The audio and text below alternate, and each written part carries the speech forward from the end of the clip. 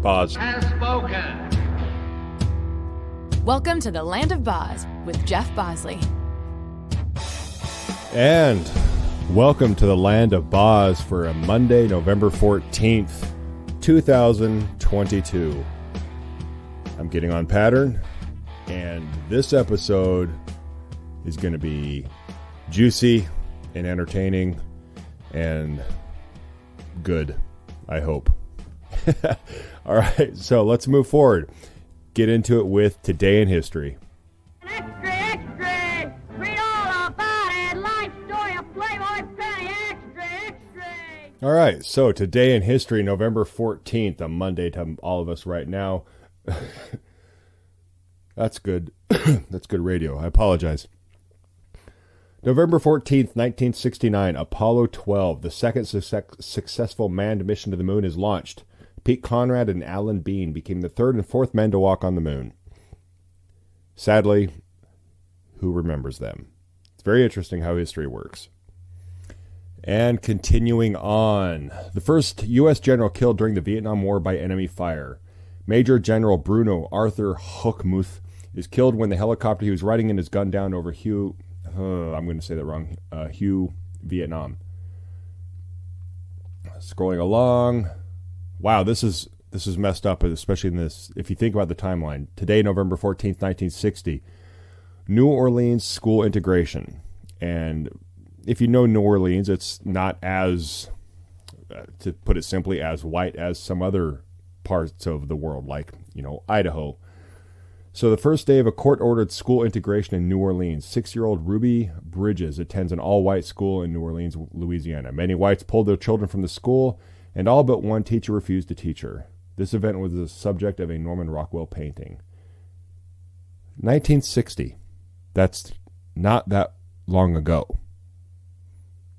It's so messed up. Look. Yeah, I don't know. I could get on a soapbox. We all have our beliefs. We all have our... Obviously, I'm very passionate about a handful of things, but come on, man. We're humans. That's a human. I'm a human. It's stupid. One of my favorite things. I'm intimately familiar with this thing. The AK-47, November 14th, 1947. The initial development of the AK-47 assault rifle is completed. It was created by Russian firearms designer Mikhail Kalashnikov, who named it the AK-47, Avtomat Kalashnikova, 1947. Kalashnikov based his design on the features of the American M1 and the German STG-44. It's estimated that 1 out of every 5 firearms in the world is an AK-47 or closely related weapon. I will attest to that. These tanks are everywhere. And for as clunky and it seems like they're missing bolts and they're going to fall apart, those sons of bitches you can bury them in sand and shoot them again later. Which is why a lot of the people carry them. I've used them, and they are what they are. I still will never understand the bolt being where it's placed, but it is what it is. Let's keep scrolling. November 14th, 1889, New York World reporter Nellie Bly set sail from New York in an effort to beat Phileas Fogg's, from Jules Verne's novel, time of 80 days for a 24,899-mile trip around the world. When she first proposed the idea to her editor, she told her only a man could make such a trip. Good for her. She replied, "Very well. Start the man, and I'll start the same day for another newspaper and beat him." Her editor conceded, and off she went. Reports of her travels captivated the world, and she made it with 8 days to spare. Go girl. Blah, blah, blah. Again, 1976, November 14th. Jimmy Carter's church drops the ban on, as it says here, blacks. The Plains Baptist Church of Georgia drops its 11-year-old ban on attendees by blacks. Jimmy Carter had been opposed to the ban. Like, really? Yes, we have differences, but that one, it just baffles me. Let's look for some happy stuff. Blah. For those of you who know me, you know I love my art. I would put Van Gogh as number 1, Monet maybe around 2 and 3. Today, Claude Monet, born November 14th, 1840, French Impressionist painter known of his landscapes using bright, unmixed colors. In 1923, he had, I didn't know this, he had cataract surgery to restore his eyesight. The paintings done before surgery had a reddish tone, which is characteristic of the vision of cataract victims. After surgery, his paintings had a bluer tone. Fascinating. And that was Today in History. And now for my little bit of an attempt at being a little bit more Buddhist or Hindu or just more in touch with happy hippie feelings. Let's go with a little bit of Jeff's journal. All right, and for those of you who don't know, Jeff's journal, it's a surgeon I'd worked with. He had prompted me to try to find a little bit of inner happiness. For those of you who know me, I'm going 24/7 and at an 11 constantly, and that comes at a pretty significant cost. You know what? Hold that thought. I need to go get something. It's the hold music. Hold music. I love that hold music. Anyway, I didn't have my journal in the office with me. So anyway, the surgeon, he was a kindred spirit as far as like a hard worker, but he had kind of got a little bit more in touch with his inner, I always joke, inner hippie. And I don't mean that actually demeaning. I actually mean it as something I strive for, is trying to find that balance. So anyway, I started following his advice, and I more or less can do that. I've more or less done this daily for years now. I've taken some time off here and there when I've been a little bit stubborn and pissed about it kind of not working for me, because at one extreme I go, well, we spend all this time reading self-help books and doing all this self-help stuff that we spend 80% of our existence doing self-help stuff, taking away from the very life that we're trying to help with self-help stuff. So I kind of have this weird relationship with all this crap. But anyway, so my daily journal involves gratitude, declaration, and action. And all it's nothing deep, it's nothing crazy. It's maybe a sentence or two on each things, and gratitude, declaration, action. Declaration, I switched the word because a lot of people say manifest. That drives me insane. So declare seems more, obviously, declarative, solid, strong. So my last one, I was grateful for, and these are pretty much, unless there's something very crazy secret, I pretty much read these as written, and today is one of those ones as written. Gratitude, my last entry. I am grateful for Betty and I's ability to have diverse conversations. Not to get into it, but I've found a person I can have dumb, silly, serious, controversial, passionate, silly, and everything in between conversations with. And so I wanted to write down, I was grateful for that. And I write these down on a remarkable tablet, so they will be forever synced in the cloud and forever journaled, and I will not have to keep track of actual notebooks like the opening of 7. If you get that joke, good for you. We're nerds together. Declaration on that day, I wrote, I am diet disciplined. The little bit of hippie stuff I agree with is that you write it definitively. And it's funny because your declarations are almost indicative of what you're not doing well. And I've been really, excuse my language, fucking up on my diet lately. So I wrote, I am diet disciplined, which obviously implies I have not been. So by saying it that way, it creates a positive attitude. One thing I found fascinating, I'll admit, I read The Secret. One thing I did find fascinating about it is using negative comments in this affirmative or manifesting or declarative statements. Like if you say, I am not unhappy, or I am not lazy. It's a very interesting thing, and I don't know if there's proof, but having that your brain doesn't hear the not. This is the very short version. So essentially, you're saying I am lazy. So by saying it simply and affirmatively and positively, so what's the opposite of lazy? A hard worker. So you would say to yourself, or you would write down or affirm in your brain, however you choose to do it, I am a hard worker. That is better than saying I am not lazy, because you've said the word lazy. So now it's in your mental it's in your headspace as far as what's going on in your brain. So by saying I am a hard worker, the word lazy isn't even in there. So if you're even if you're one of those people that needs to say this on loop, I am a hard worker, I am a hard worker, I am a hard worker, none of that is negative. But if you were to say, I am not lazy, I am not lazy, I am not lazy, the word I and not kind of are throwaways. But if the word lazy, why would you want to keep saying the word lazy in your head on a cycle? So I kind of agree with that a little bit of hippie, The Secret, whoever, Rhonda Byrne, as far as that. And the action, I'll be god danged, was podcast. Here we are. So I've nailed all three of those today. So yeah, that was Jeff's journal. And moving on to a little bit of, okay, yeah, Jeff moved to Nebraska. So what the hell is he doing? Here is a little bit of, if you know this jingle, good for you. But it's kind of, where in the world is Jeff? Hollywood. Jeff Bosley. First off, if you didn't giggle at that, we can't be friends, because that was bordering on genius. So yeah, actually, one thing I forgot to do at the very beginning, and I got to insert it here like some weird morning zoo crew on K-Rock in LA as you listen to the crazy DJs doing traffic reports. It's Monday. Dude, Mondays is just terrible. I hate Mondays. I really hate Mondays. All right, back to work. Mondays is terrible, drunk guy. So what am I doing? So people have some perspective. If you haven't picked up on it, I've been a little bit more of a F off Hollywood. Not as much as a dismissal or a quitting of it, but more of a what's going to matter on my deathbed. And so, that was a big part of me moving to Nebraska.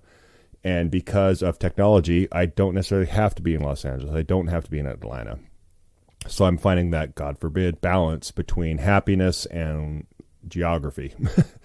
And with that, I still have an Atlanta agent. I have a Los Angeles agent, and I have an international manager. I'm actually about ready to sign on with an Omaha agent also. So for perspective, I hate the word I. For those of you who have read Dale Carnegie's How to Win Friends and Influence People, one of his big tips in one of the chapters is, how many times do you hear yourself say the word I? If you hear it a lot, you're wrong. But in this case, sorry. But what am I doing? I'm still auditioning for major roles, thank God, and huge shout out to my my agent in Atlanta, Jay Purvis, and my agent in Los Angeles, Joy Luker, and my manager, Victoria Monroe. They are getting me major auditions for major roles on major TV shows and major movies. So, and that's irrelevant, irrespective, if that's a word you want to hear. That's a word thrown around a lot by people that want to sound smart. So I want to sound smart today. So irrespective of my location, I've been able to audition for very major roles, which is awesome. Still not nailing them, but from what I understand, when I get feedback from casting directors and agents and my manager and that she gets them from those people, I'm doing very well. It's just I'm not fit for the role, and that's that.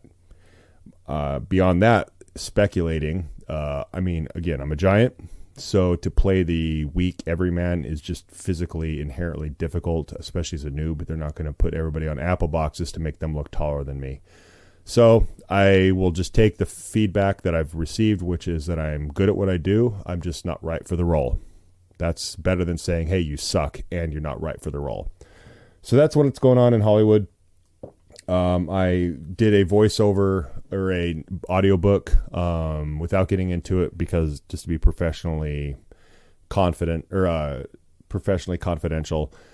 It didn't go the way I wanted, but the authors and the publisher and the publisher and the I don't know what you call it. I don't want to say the clearinghouse. Yeah, I would just say the publisher. They got back to me and said, hey, we still really want to work with you. We're going to work some stuff out, and it's going to lead to future audiobook stuff, which I really love, and I will do better at if you're listening. And so I've been doing that.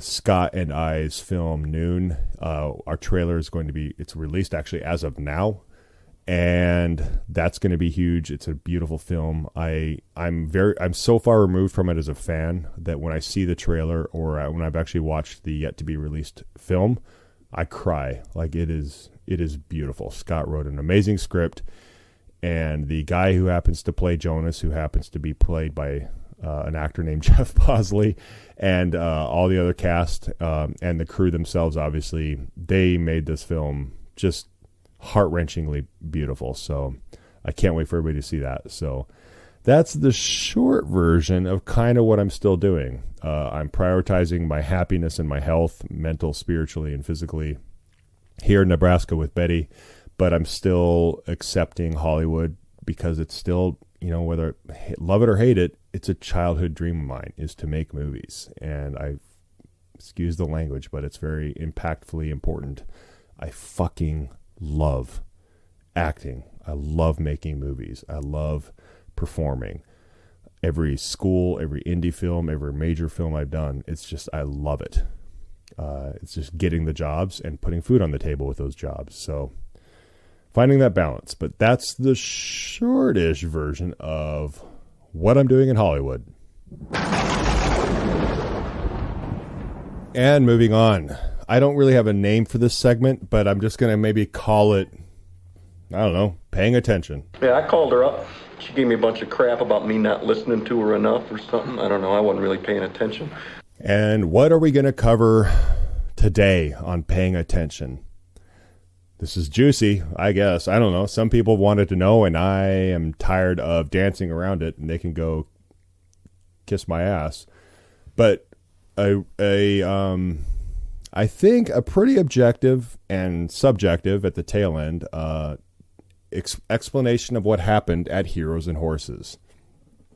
So for those who don't know, Heroes and Horses is a nonprofit organization that brings traumatized or whatever vets to a ranch in Montana to counsel them and have them hug and feel good and the understanding. Obviously, anybody who knows me knows I completely believe in equine therapy, horse therapy, because horses are basically like giant dogs, but they don't put up with any bullshit. If you're in a bad mood and you cannot get a bridle on them, they will not let you. So you have to kind of be very in tune to your emotional state. So it's a beautiful combination. On paper, it sounds amazing. And on paper, I was very fascinated and really, really, really wanted to go. I don't want to say, I thought I was a candidate. I felt I was a candidate enough to apply. I didn't make any of the 3 cuts of their classes this year. So I had kind of given up on it as far as this year's applications. But yeah, so they are a pseudo like huggy. Let's figure out how to, I don't know. And I'm saying all this pretty objectively at this point. You know, address your demons, be with like-minded men, and kind of come to Jesus moments with your mind, body, and spirit via various modalities, whether that be ice baths, saunas, minor exercises, the horse therapy, and just kind of bonding and talking it out. Awesome. Sounds amazing.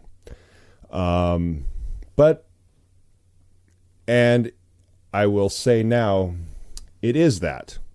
However, if you've spent 1, 2, 5, 10 years already trying to do that stuff yourself, working on yourself, searching for like those answers to make yourself better, to deal with things, it isn't that rocket science, life-changing to make it an adverb.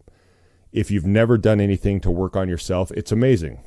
And it has worked for 99% of the people that have gone there. So I will not take that from them. So if you're new to self-care or self-evaluation or dealing with your shit via various modalities, whether it be just like powwows in a circle with fellow brothers, or whether it be Wim Hof ice bath bullshit, cool. That for a lot of people that works because they've never tried anything. However, now here's where I try to be it is subjective. Me and the ingredient in the equation. I've been doing that stuff. I've been searching and longing and trying to figure that stuff out for myself for a long time. So when I got there, it wasn't my jam. It was stuff I'd already tried. It was, hey, let's sit down and listen to an app of Wim Hof telling us how to breathe and doing a bunch of stuff I've already tried before that didn't work. And that's just me. I really genuinely tried not to take away from the people it was working for. But at the same time, I was there to not be filtered, not be restrained for like going, hey, this stuff infuriates me. This isn't working for me. It's just not my thing. Because I'm there, for the lack of, to keep it simple, traumatized vets are there. So why would I not be honest with myself as to who I am and who I was there? Why would I filter myself and restrain? So I was probably not the best student, if you will. I was very candid. I was kind of a troublemaker, not a troublemaker per se, but I was definitely not like plugging in or drinking the Kool-Aid, because I had questions. I wanted to know why. I wanted to things that weren't working for me. I had to ask. They have this ice cold plunge thing, which is a huge social media trend, and I found it to be bullshit. It just pissed me off. I didn't find my zen. I've done this long enough. I'm old enough. I've had enough things in my life to know I was like, this doesn't work for me. It just pisses me off. Why are we doing this? And the answer was always because. And obviously, if you know me, that doesn't work. It worked for some people, and I do not, massively asterisks here, do not want to detract from that, because it did work for some people. However, if you're old and experienced and have tried everything, I need more than just because. I need more than it works for Wim Hof. I was even told at one point, hey, it's on Joe Rogan. I was like, oh shit, that's your scientific argument, is it was on Joe Rogan. Awesome. So I will admit up front, I wasn't the best student per se. I wouldn't say I wasn't the best student. I wasn't like some combative a-hole, but I definitely wasn't just like drinking the Kool-Aid and rolling over and going, oh my God, you are the Messiah. You are the Jim Jones and life-changing Buddha. And a lot of people were that way towards the founder. Again, to each their own. If you want to go see a God complex Navy SEAL run a program and you've never done anything, this is the place to go. And to feed that and get something out of it. And I fully believe he gets something out of it too. Because basically everything he quoted for me when I was like, hey man, I need to take this off. I need to take this day off. I need to not do this today. I basically was regurgitated every meme, every Buddhist thing, every Stoic thing I'd ever read as if it was life-changingly new. And I was like, nope, heard that before, bro. Don't need to hear it again. And nor am I going to give you the benefit of nor am I going to give you the credit for hitting me with this amazing, awe-inspiring meme that I've already read for the last 10 years. So a lot of stuff didn't work for me. But the horse stuff, I will say, was amazing. It was absolutely important to me. For me, that was the thing. I would go through hell in the morning with all the stuff I disagreed with and wasn't getting anything out of. The bullshit at the end of the day, great. But if the stuff in between with horses, that was priceless. I guess this is almost turning into a review, like a Google review. But I'm looking at my notes. So, in the evenings, the little powwow therapy sessions, which I assumed they would have like professionals there. Nope. The evening powwow sessions were ran by the previous class leader. Another traumatized vet. Not knocking it, but also probably not the most licensed or or credentialed person to be running this thing with a bunch of traumatized vets. So whatever. I took it for what it's worth. Some nights I didn't share because I was like, no, this isn't working for me. And again, I was very crucified and very berated. So it is what it is. Bullet points. I'm looking at my notes. This is a very cleansing program, I will admit. However, no medical screening. More than one vet told me, and this is not myself, more than one vet told me they quit a lot of their meds, particularly antidepressant meds, cold turkey before they came, which if anybody knows anything about pharmacology, quitting antidepressants cold turkey is the worst thing possible when it comes to pharmacology and antidepressants. That can lead to suicide. Did H&H vet that, check into that, combat that, saying, hey, you shouldn't do that? Nope. Not one medical part of it was addressed. it baffles me that a handful of these vets, which are all great dudes, by the way, huge disclaimer, all great dudes. Everyone I worked with there, great dudes. No harm, no foul, no angst, no ill will towards any of them. I'm in awe they got out of it what they did, and I'm happy for them and proud of them, and that they got what they needed out of it, and I commend them, and I'm in awe of them, and I'm proud of them. However, so many of them to have quit substantially important drugs without any sort of medical support or any sort of tapering, and H&H doesn't address this. This is going to backfire someday, mark my words. So massive amounts of vets just quitting extremely important medication just because.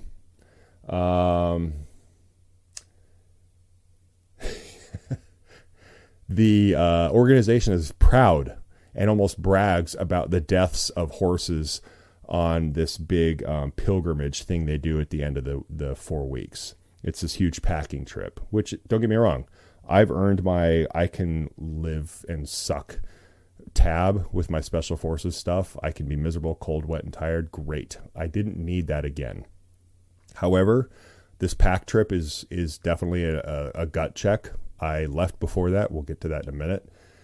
But the amount of times I heard the cowboys and various volunteers brag about horses having died on this packing trip baffle me. How they were retelling stories of prior students breaking femurs that poked out of their thighs, bragging about it like it was some cool, proof of manhood or something they needed. Baffled me. They were so proud of those injuries. Like, he sucked it up and went through it. I'm like, we're at a feel-good, touchy-feely vet program. People probably shouldn't be breaking their femurs, nor should you guys be proud of that. That should actually be something that is addressed for the next class so it doesn't happen again. Lo and behold, Jeff Bosley got injured, and I know multiple horses died on their pack trip. Looking at my notes. Yes, so that brings me to Jeff was putting up some pissy, fighty stuff. So here's the ingredients, and I will say this objectively. You read into it as you will. Putting up some fights, saying I wouldn't do these things. A couple days in a row. Finally, one day, founders requested that I switch horses. And my horse and I, the first horse I was assigned, we got along swimmingly. This was a perfect marriage. But suddenly I was assigned, right before a cattle drive, a major cattle drive, a new horse. Which is fine. I welcome a challenge. However, they bragged that this horse has never been ridden, nor has it ever been ridden on a cattle drive, and it was a prior bucking horse in a rodeo. So if anybody knows horses, this is not a good idea. I welcomed it, but they were very proud of this fact. They're like, never been ridden, you're the first, yada, yada, yada. And as a type A male, I was like, bring it, you bastards, I got this. And for anybody who knows, how did that end? Well, that horse bucked. I got jerked the hell off, and it's a giant tall horse because I'm a giant tall guy. I loved this horse, don't get me wrong. I would, if this horse was given to me, I would find a way to take it and bring it home. But it tore my hamstring and led to a 2-hour ride to an emergency room, pissing blood because it damaged my kidneys and added additional tears in my already torn rotator cuff. But of course, they're very proud that that horse has never been ridden, and they gave a experienced yet student rider this horse that should not be ridden on a cattle drive. Coincidentally, after I was putting up a stink. Again, conspiracy theory, if you will. I don't know, nor do I care. But it's kind of hard not to read into. The only guy that was putting up a stink, not drinking the Kool-Aid, was assigned a bucking horse and was massively injured. So, when I asked about, hey, anybody who knows me also knows I have a huge background in medicine, huge background in physical fitness. And after being released from the emergency room, I said, guys, I can't do this anymore. I can barely walk. And they're like, well, you're toughing it out pretty well. And I'm like, well, you know who I am and what I've done. When people say your pain scale, my 10 or my 5 is probably, and I'm not being cocky here, but my 5 is probably most people's 10. I've spent my entire life and careers with broken backs and knee surgeries, completely changing my pain scale. But I told him, and I was pulled aside by Mr. Boss and his little sidekick, right-hand man, that I was over-exaggerating. I was looking for reasons to leave. And I was like, no, I'm pretty sure something is massively wrong. And they're like, well, we had a guy that broke his leg in the past, and he rode on the pack trip with a broken leg on a cast. I was like, well, cool. Broken bone is way different than a soft tissue injury. I've done a lot with broken bones. So the very fact they berated me, belittled me, and questioned my torn hamstring and said I should stay there and tough it out speaks volumes. Moving on to my notes. So how did it end? I said, I'm out. This isn't worth it. This is a feel good, make me better person trip. This isn't I'm not here fighting terrorists, protecting my loved ones from bad guys. This is at the end of the day, a dude ranch on steroids. My torn hamstring, my safety, and my health aren't worth it.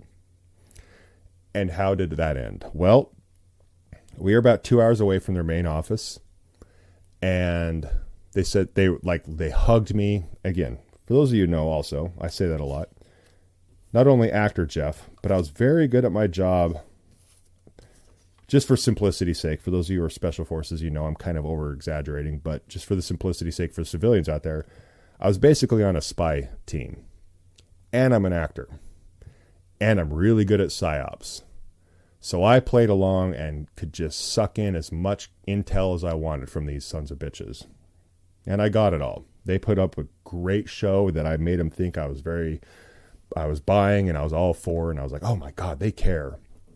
And then I said, I couldn't stay any longer at this higher camp where all the other students were because I couldn't walk. So I set up camp at our main building where Chow was. And they were all for that. And I was like, all right, cool. I'm going to get my plane tickets. I'm out of here. And they're all for that. They're all supportive. The class leader was all supportive. The student who was basically in charge of group therapy at night, he was all supportive. And Mr. Huggy, Mr. Founder of the camp, he was Mr. Huggy. His right-hand man was all Mr. Huggy. We're here for you, bro.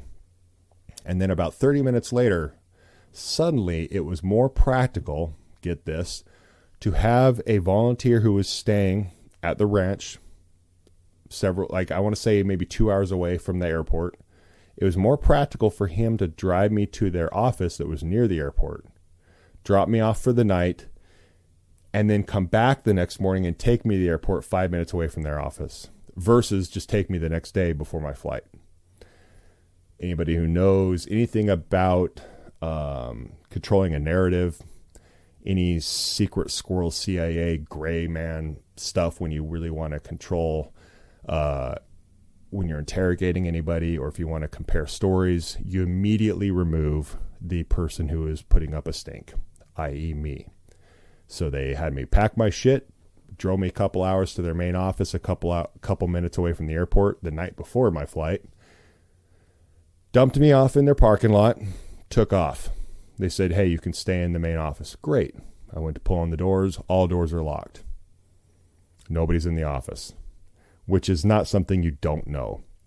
So basically I was dropped off in a parking lot with 140 pounds worth of gear and bags and all that crap with a torn hamstring. At that point, I was very actually concerned for my safety. They said somebody will come to get you, which at this point, I don't trust anybody. If knowing what I know from deployments, if a Green Beret, a Navy SEAL, or a CIA agent says, hey, we're going to take you to this unknown location where you have nowhere to go and somebody's going to come get you, that is red flag times 10. So I Ubered the fuck out of there to a hotel that they didn't know about and then took care of myself from there on out.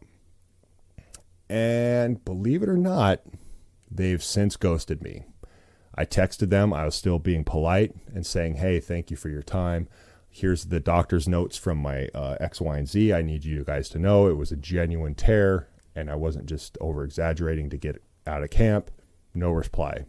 I did, however, get a reply or email from their admin people.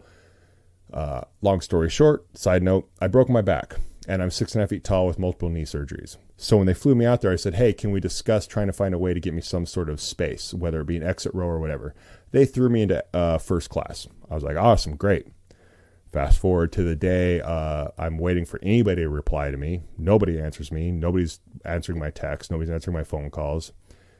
I get an email from the office saying, we need you to reimburse us for those first class tickets. I was like, oh, really? That's awesome. So you abandoned me in a parking lot, and now you want your money back for the first class tickets. And I replied saying those things. No reply since. Been blocked on social media. Actions speak louder than words. Guilty parties tend to expose themselves in such a way. So for being Mr. Hug at the end of the day, right before I get excommunicated to an abandoned parking lot, it's kind of hard to not read into, right after those hugs, we're here for you, bro, we love you, radio silence, drop you off at a parking lot, never answer text, phone calls, emails, and also block you from all social media. And not just my social media. They blocked anything, movie accounts I have, movie accounts I'm part of.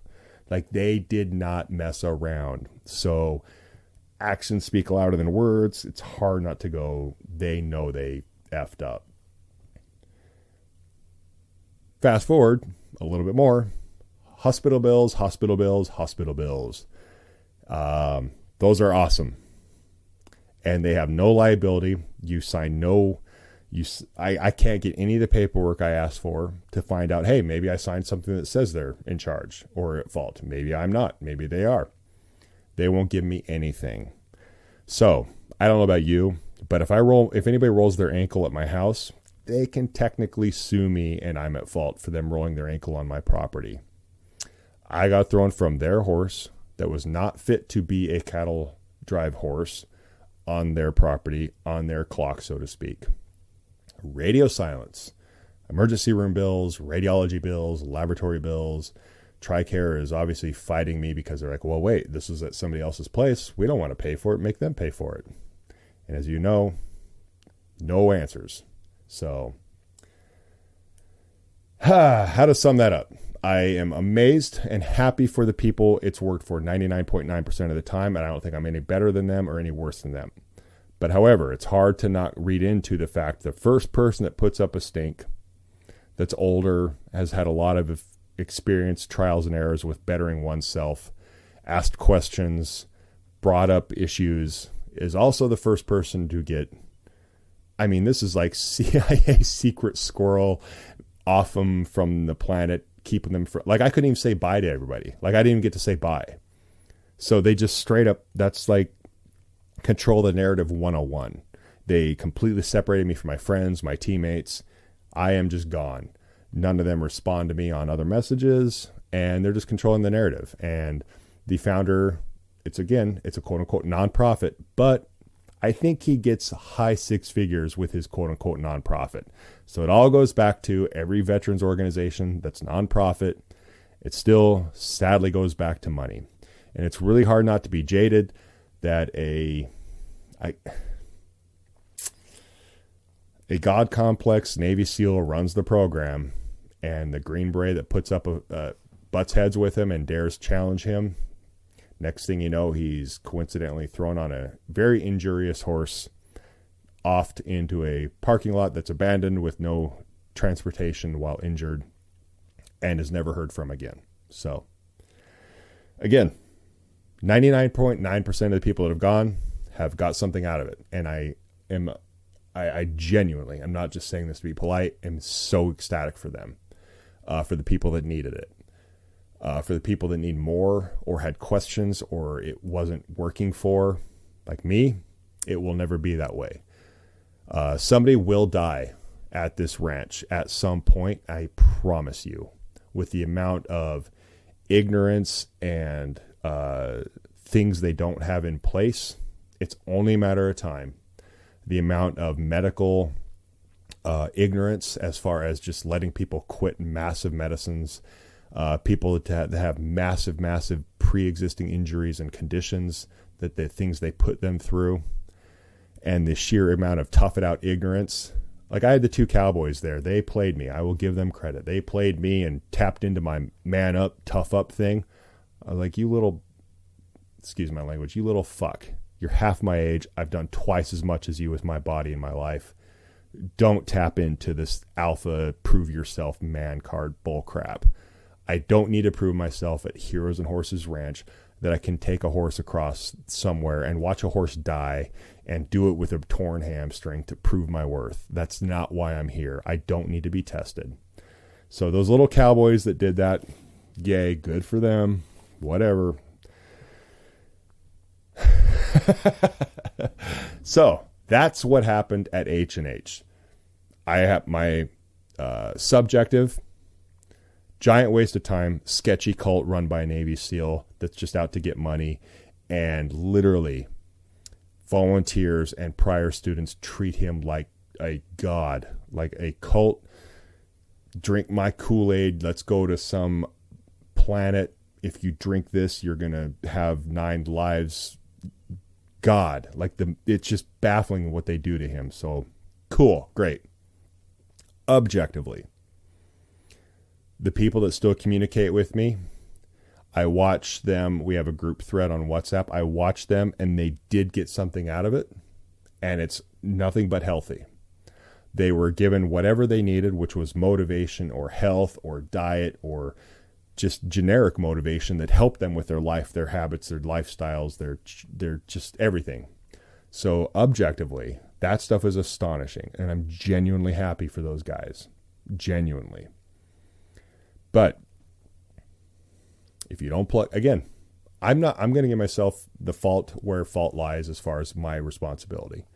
I'm not going to say I'm like blameless as far as my attitude. I definitely put up a fight and I had a lot of questions. But they weren't welcomed with like, hey, let's sit down and discuss. They were welcomed with, you're wrong. Quit questioning the system, i.e. that's how a cult works. And don't talk to us about this stuff. You're ruining it. That's not a collaborative setup. That's a cult, in my opinion. So, whew, that was long. But a lot of people have asked, and I'm sick and tired of dancing around it. No lawyer would touch it for whatever reason. And I don't care at this point. So life goes on. That's my experience at Heroes and Horses in Montana. All right, moving on. I know I start every segment with the words all right, but here we are. Let's talk a little bit of movies and nerd talk with, Nerd Chat. Nerd! So, I want to review a movie I watched on Netflix called What Happened to Monday. It is a brilliant science fiction movie about cloning and weird dystopian futures, utopian, depending on how you look at it. So I will play, which is horrible radio, I will play the trailer for Netflix's, I don't know if it might actually be a Netflix studio. But either way, it's on Netflix. Here is the trailer for What Happened to Monday. For 3 decades, the Child Allocation Bureau has combated catastrophic overpopulation. This sibling will be processed under authority of the Child Allocation Act. To build a sustainable future full of hope and possibility. How do you plan on hiding this? Starting tomorrow, you will each get to go outside on the day of the week that is your name. Sunday will get to go outside on Sunday, Monday on Monday, Tuesday on Tuesday, and so on. You will all take on the singular identity of Karen Setman. Karen, do you have any siblings? No. 7 siblings surviving to adulthood. It would destroy my credibility. Miss Setman, step into the van, please. Monday's not showing up on the grid. Gotta go out there. Where am I going? Run. The trash will soften the impact. It's empty. Sorry. What are you waiting for? Go get her!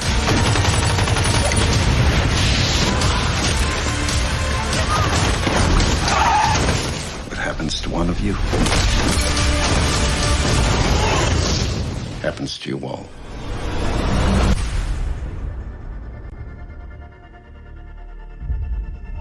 So that was What Happened to Monday on Netflix.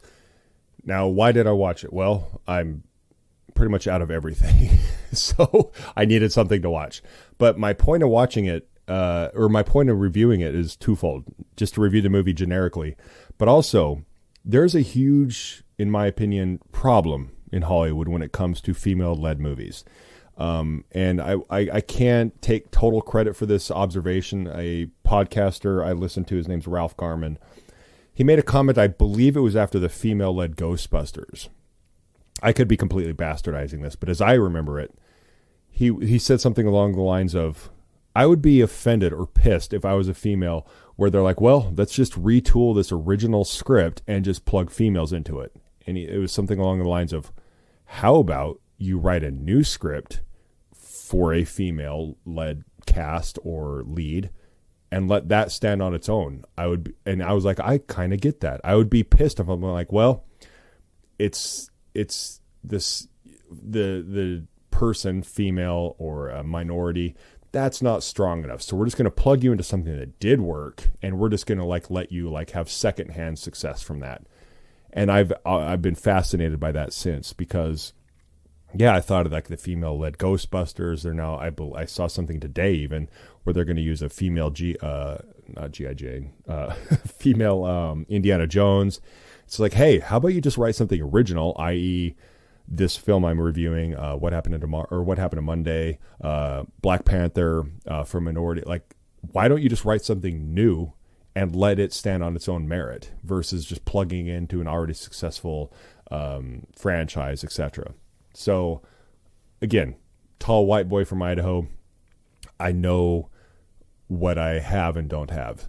So, I say in defense of and in support of, as far as a female-led film, this is a goddamn good movie. The script is amazing, and you don't watch it going, oh, this is making a stance or we're a female cast loud and proud, or we're a minority cast loud. It was what it was, and it happened to be led by a strong female cast / female lead. Had nothing to do with you just didn't see gender or race. It was just a goddamn good movie that happened to be led by females, which is how it should be, in my opinion. It should be an amazing script that is brought to life by whoever the cast or the lead or whatever it is. And to the credit of minority castings or minority-led films, i.e. females or minority as far as race, this film stands up big time. It's led by one female actress, but in the spirit of Tatiana Maslov from Orphan Black. I'm saying her name wrong, I'm completely sure. But from Orphan Black, it's one actress playing several characters, 7 actually, i.e. Monday.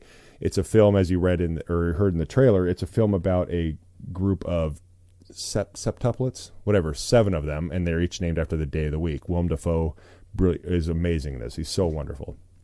And this one actress plays all of them.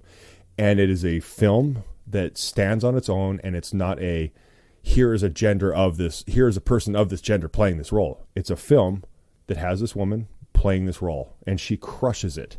And you lean in the entire film. You're curious about, you worry about the character, you worry about all the things. Tons of surprises, 0 spoilers in this film, or in this little chat I'm having here. But there's multiple times Betty and I were like, oh, okay, didn't see that happening. They're not messing around. And it's just one of those movies where it's a strong script. It's a strong script for females, and it is done as it should be equally. It doesn't have a weakness to it because it's an unoriginal script that is just recast with female roles in previously occupied male roles. It stands on its own. It's very timely as far as the world we live in when it comes to overpopulation, your beliefs in child or in procreation, who should have kids, who shouldn't, so on and so forth. But go watch it. Netflix, What Happened to Monday. The actress crushes it. She doesn't do each role in this weird, grandiose way. You believe it's 7 different actresses. And just even technically speaking, how difficult that was to film, I just got to give her massive props, because things have changed as far as since Orphan Black, where she was playing multiple characters all the time. This actress interacted with herself as different characters in multiple scenes. So I'm sure they had stand-ins, or actually it depends on the actress. Maybe she didn't want to have a stand-in. Maybe she actually wanted to act to air. Who knows? But this film stood its ground. I actually can't think of one regret or one like critique, if you will, or one thing I'd want to see done different. Because again, I'm not an expert. I'm saying this as a fan. I watched this. I loved it. I loved the power and the strength of the women in it. I loved the power and the strength of like I said, it wasn't we're a woman-led movie or we're this movie. It was a movie, and it happened to be led and fueled by this female actress in multiple roles. And that was that. It obviously had a voice and a stance and an opinion as far as like almost like a socio-political aspect, but it wasn't like this smash in your face, look at us, we made a movie and it happens to be by women, which is a sad state that there's a feel to need to do that. And this movie pulled it off. So if you have Netflix, go get it. What Happened to Monday? It's an amazing movie. Willem Dafoe, he can do no wrong. And he's really beautiful in this. He's really a beautiful character in this film. This actress, she's been in a couple things, but it's nice to actually see, and I say this as an actor and as a fan, it's nice to see a new face. She's been in some stuff, don't get me wrong, but it's nice to see a new goddamn face on the screen for the first time in a while. And especially in this role where she's 7 new faces, and she crushes it. I'm just going to go in circles, basically. It's a good movie. It happens to be a movie led by a female, an actress, and it's not a statement by who was cast. It's a script and a story that was brought to life by an actress that brought to life the female role in the screenplay, and that's that. So go watch it. If you heard a weird sound, it's my chair squeaking. I don't have gas. So go watch What Happened to Monday on Netflix. Okay, that's rounding up near an hour. I'm going to go call it a day. I need to eat. There were some longer segments than usual. Hopefully they were something you're entertained by. I will get, as always, email fans@jeffbosley.com. DM me if you will. And I do my best to answer questions, create this show. Again, the show's for you. Yeah, I listen to it the next day to kind of like watching game tape for like a football player. But the show's for y'all. So things you like, things you don't like, requests you have, questions you have that are on any of the topics I cover, it's for you. So please feel free to do that. Always check in. Always talk about things you love, things you don't like. It sounds so cheesy, but it truly is for you. So if you don't like it, why would I do it? So please help me understand it, help me remedy it, help me make it better. And until then, we are now on Spotify, Amazon Music, Google, good God, iHeartRadio. We're everywhere until they shut us down for things I supposedly shouldn't be playing. But until then, please share with your friends. Please rate, review. I use on various posts, my Venmo, my PayPal, hell, even my Amazon shopping list. I use those as tip jars. If you feel, hey, this guy puts, I don't know, at this point, I put an hour of recording in. It's going to be maybe 2 or 3 more hours of post-production. You're like, hey, this guy's put in 4 hours of the show. Let's throw him some tips. I genuinely welcome them, and I don't take them as an insult if it's like $2. I genuinely just welcome it. Podcasts are odd because they initially came out free for everybody. But if you really think about it, unless you're famous like Joe Rogan and don't actually have a need to profit from these, obviously he does because he has about 15 minutes worth of sponsored commercials at the beginning of his show, pretty much all by Yeti. But unless you're them, people put in a lot of time into these things, particularly like one I always use Ralph Garman as an example, the Ralph Report. A DJ from K-Rock who got fired and then ended up doing a daily podcast, like a radio show basically, and he did it by subscriber only. And props to him. He does it an hour a day as far as the show, but it's at least 6 to 8 hours worth of editing and post-production and pre-production work. He should get paid for that time. And I'm not being a dick here, but if you really think about it, the entertainment industry, particularly podcasts, it's very interesting that there was this weird precedence. Like, how dare they charge me? It's like, if anybody asked any of us to put 2 to 8 hours of our time daily or even weekly, you'd be like, what's in it for me? I want to put some food on my table. But that wasn't being a dick. I'm just saying, hey, I genuinely appreciate the tip jar, so to speak. And that's that PayPal, that Venmo, or even that Amazon shopping list. People do it all the time, and I massively appreciate it. Those little gestures mean a lot. I do enjoy doing this, so I still do it highly disproportionately for what I get out of it, as far as like just flat logistics, because it's fun as hell. I enjoy this stuff, and it gives me a little bit of an outlet while I try to be creative, while I'm waiting for like jobs where I have to ask them for permission to make their movie or play their character. So this gives me a little bit of creative control as far as like giving something entertaining to the masses. And by masses, I mean like 24,000 subscribers. That's huge. So I think I'm done. I'm going to edit this and just say at the end of the day, I really appreciate this. I really appreciate all the subscriptions. I appreciate the forwarding or the reposting, the reviews, the messages. Like some people I genuinely value their opinion of, actually all opinion people, obviously, but some people I'm like, oh shit, you listen to this every time? Man, I got to up my game. So all y'all, it really means the world to me. So I really appreciate it. I very much thank you. I'm running out of words at this point, but we're an hour in. I just really thank you. Thank you so much for your time. We'll keep it going. Email me, fans@jeffbosley.com, for suggestions, questions, anything. This is your show. You're the boss. I am the employee at the end of the day, and this is for you. So I thank you for your time. And until next week, please go forth, conquer, kick ass, be relentless. Adios.